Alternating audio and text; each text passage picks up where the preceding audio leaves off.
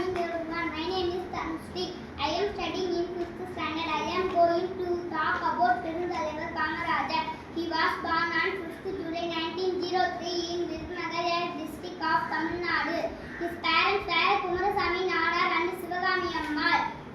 Kamarajar was the chief minister of Tamil Nadu for 9 years.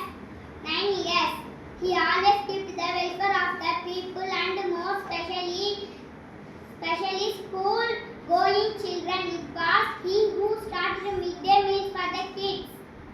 He never compromised values for any reason.